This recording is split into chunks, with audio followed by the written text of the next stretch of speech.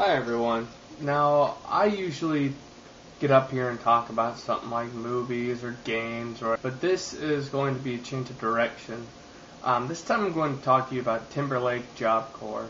Now, Job Corps is not a thing that I don't have a thing against Job Corps in a whole. Like, I have a friend that went to Cascades Job Corps, which is up near northern Washington, up near Canada, and it was he couldn't say anything better about it. Like, all he could say was good things. Like, they would bend over backwards for the kids. Like, one time he said, "I'm kind of sick of paying for soda. Do you think we get some soda in here?" And not only did they get them soda, they got them a soda room with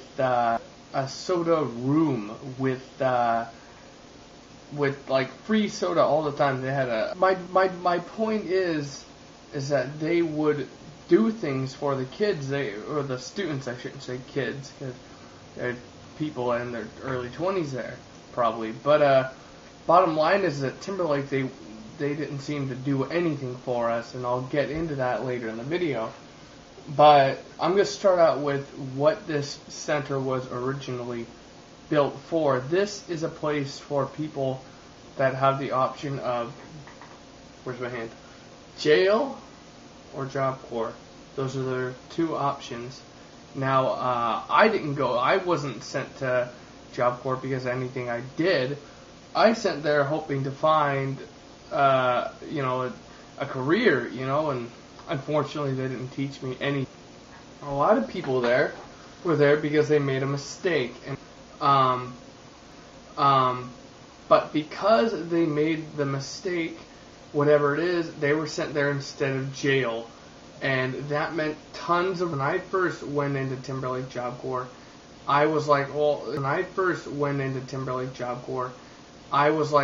because everyone told me, everyone that had been there said, don't go, there's too many rules. And I said, well, I'm not a rule breaker, so I don't mind, whatever, bring the rules.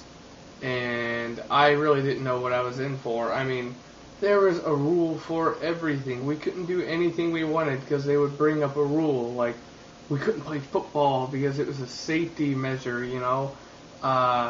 like we couldn't go on the grass because, stay off the grass, and like we couldn't go anywhere near the girls' dorm. Like, we couldn't even be like on the lawn to their dorm. There was like some radius we had to have with it, and I can see why they don't want anyone entering the girls' dorm, because they don't want students to be getting pregnant.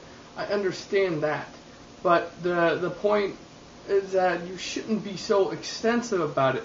Who cares if a guy and a girl want to talk outside the dorm? Big deal. Another rule was they had these, well, it wasn't a rule, but they had these things called color cards, and these dictated your status at Timberlake Job for the first month or something. And then you had like, you started as a yellow, and you could go up to a silver or a gold. And the way that this was dictated was, you would have to get a real good score in trade and a real good score in your dorm to get your color card up. And I can sort of understand their objective with the trade side of it, because they want them to excel and do well. I understand that. But what I don't understand is in the dorm, I kept to myself, my half-dozen group of friends, and that was enough for me. And I just stayed away from, I kept a low profile. And for whatever reason, they, at one time, they didn't decide they wanted to give me a good score in dorm and to drop my color card down. And it bugged me, because, this limits the amount of times you can go home as well. Like, I had since I was silver, you can go home 3 times a month. If it's a holiday, you get a freebie. It doesn't use one of them. And it's annoying because, like, you shouldn't be able to dictate to someone how many times they go home. I mean, it's bad enough we're in the middle of nowhere, let alone telling someone, no, you can't go home. I don't care if they broke the rules, and I don't care if this is a place for would-be jail inmates. you shouldn't be able to dictate to someone what they can and can't do on the weekend, you know, unless it's something illegal, obviously. So, that was one bummer thing, and like, and the other thing was there wasn't really anywhere to go.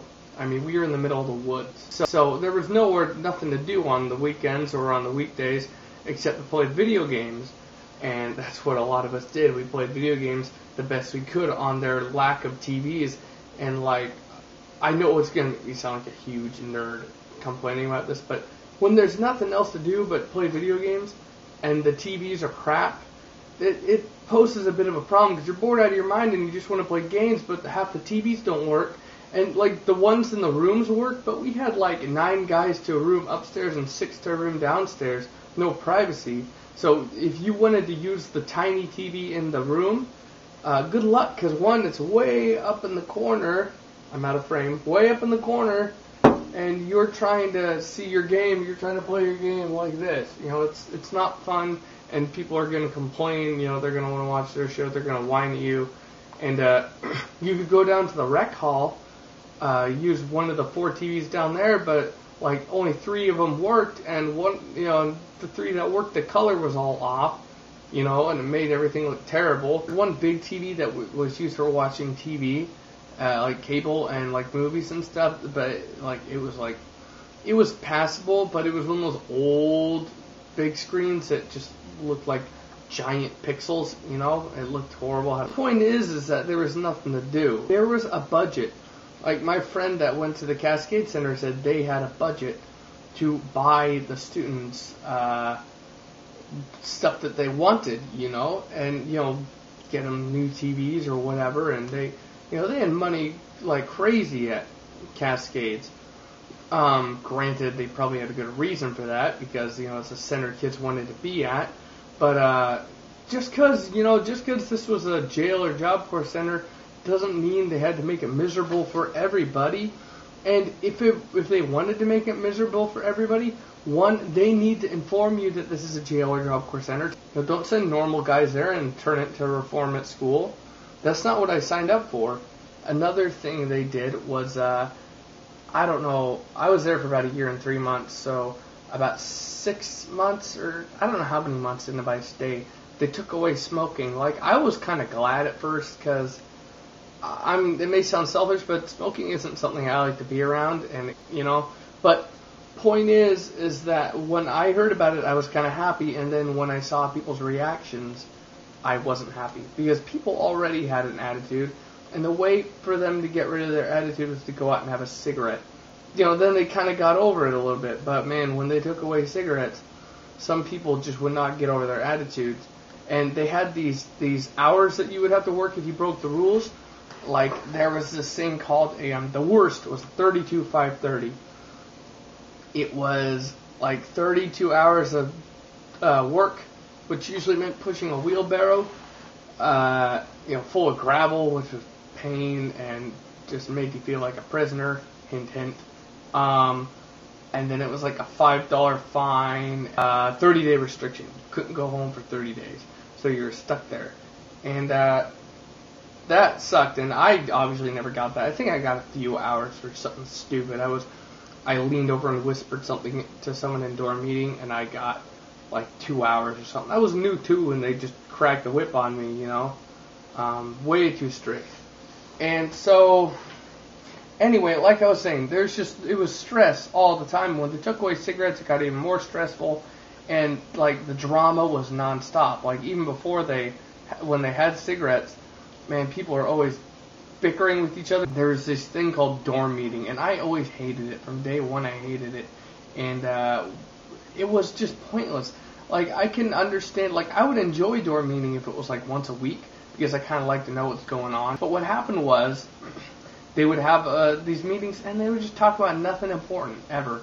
And then they would they'd open it up for questions, and people would raise their hand and we'd have this extra 20-minute segment where people would raise their hands and ask really dumb questions. Just really dumb questions. You can go to your room leader for questions like that, okay?